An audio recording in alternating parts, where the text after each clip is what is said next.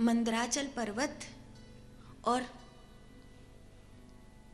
नंदी, श्रृंगी, भृंगी सब, और मैया पार्वती जी और महादेव। आज बहुत आनंदित वातावरण है, खुशनुमा वातावरण है। हंस रहे हैं, खेल रहे हैं, कुछ अटखेलियां सी कर रहे हैं। कभी कभी बालक बन जाना चाहिए। सो वैसा ही कुछ है। और शिव भी बिल्कुल सहज हो गए हैं। और उस खेल खेल में मैया पार्वती जी ने पीछे से आकर महादेव की आंख बंद कर ली। महादेव की आंख बंद होते ही पूरी सृष्टि में अंधकार छा गया, पूरा संसार अंधेरे से भर गया। और कुछ क्षणों बाद महादेव का तीसरा नेत्र खुला। उस तीसरे नेत्र से एक ऊर्जा प्रकट हुई। वो ऊर्जा शायद सब कुछ भस्म कर देती, लेकिन सामने जगदम्बा थी, इसलिए वो ऊर्जा ने एक रूप धारण किया, एक बालक का रूप, एक शिशु का रूप। और उस शिशु के रूप में, उस बालक के रूप में उस ऊर्जा ने ब्रह्मांड में अपने अस्तित्व के होने को प्रकट किया। एक बार पहले भी ऐसी ही ऊर्जा प्रकट हुई थी महादेव के तीसरे नेत्र से, जो इंद्र की व्यवहारिक स्थिति के कारण हुई थी। इंद्र का व्यवहार अच्छा नहीं था और महादेव नाराज हुए थे, जिसके कारण वो दृष्टि उत्पन्न हुई थी। और गुरु बृहस्पति बीच में आ गए, तभी भी उसने एक बालक का रूप लिया, वो जलंधर कहलाया था। आज फिर से ऐसी ही स्थिति हुई है। बेडोल सा, बेढंगा सा, आंखों से अंधा, कालिमा लिए हुए, एक विचित्र, जिसके पास जाने में भी डर लगे ऐसा बालक। लेकिन फिर भी वो माँ है, उसने ऐसे को भी अपना लिया, जिसके पास जाने में भी डर लगे।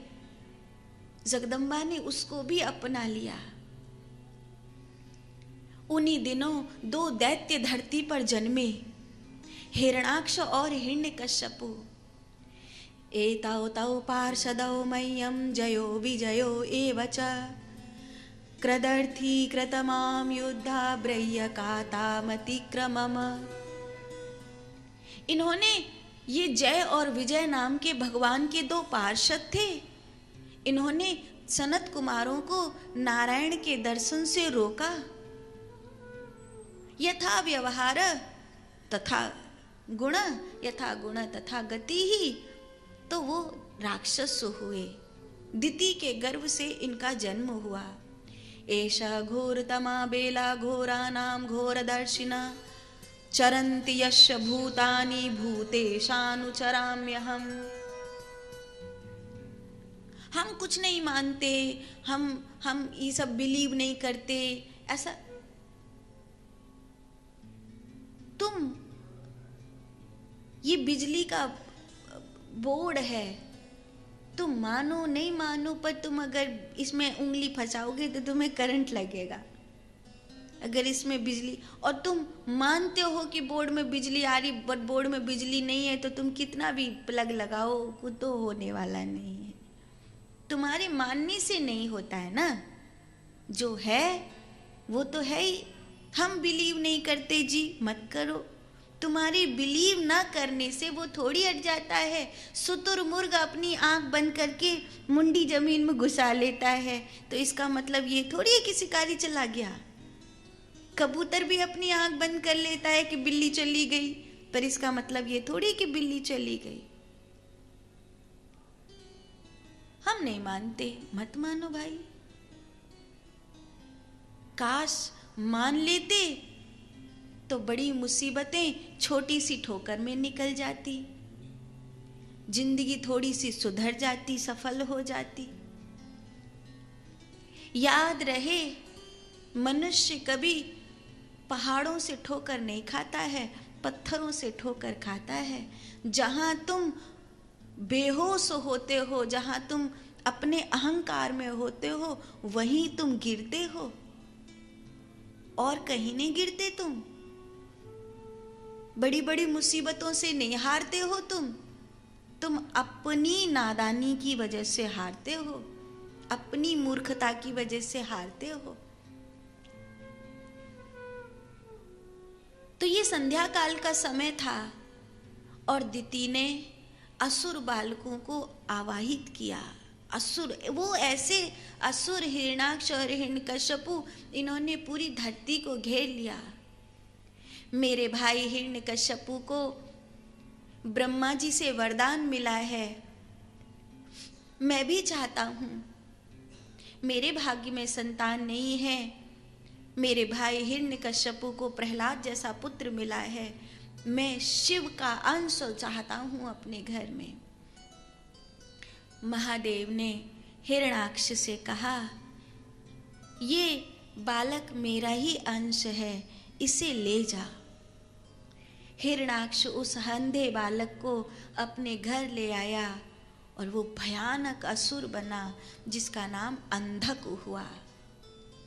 अंधक की सबसे बड़ी भूल ये थी कि उसने एक यंत्र की रचना करी और उस यंत्र में जगदम्बा को आवाहित कर लिया। ऐसा नहीं था कि वो जगदम्बा को फंसा सकता था,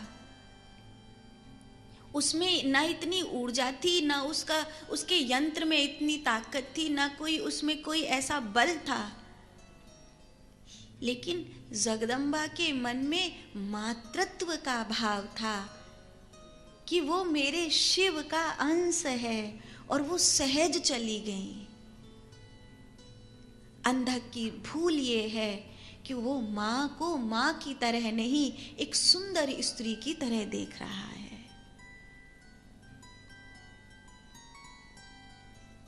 और ये अपराध क्षमा योग्य नहीं है।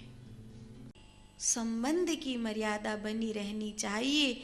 ये बात अंधक को सिखाने के लिए महादेव ने, जब इस तरफ तो माँ है, वो तो सोच भी नहीं सकती कि अंधक ऐसा सोचेगा। वो तो माँ है ना, वो तो जगत जननी है, वो तो भोली है, मेरा पुत्र ऐसी दृष्टि रखेगा, वो तो सोच भी नहीं सकती। लेकिन अंधक माँ की तरह नहीं देख रहा है, अंधक एक सुंदर स्त्री की तरह देख रहा है कि अगर वो मेरे वशीभूत हो जाती है, जो ब्रह्मांड की शक्ति है, तो मैं तीनों देवों को जीत लूँगा, मैं विष्णु को जीत लूँगा, मैं शिव को जीत लूँगा, मैं ये कर लूँगा, मैं वो कर लूँगा। ऐसी जो अंधी भावना, एक अंधी दौड़ उसके भीतर पनपी, उसे समाप्त करने के लिए महादेव ने करीब 3000 वर्ष तक उसे अपने त्रिशूल पर लटका के रखा। 3000 वर्ष तक जब वो महादेव के त्रिशूल पर लटका रहा, तब थोड़ी थोड़ी अक्ल आई। जब थोड़ी थोड़ी अक्ल आई तो उसने महादेव से क्षमा मांगी। हे महादेव, मुझको क्षमा कर दीजिए, हे महादेव, मुझको क्षमा कर दीजिए।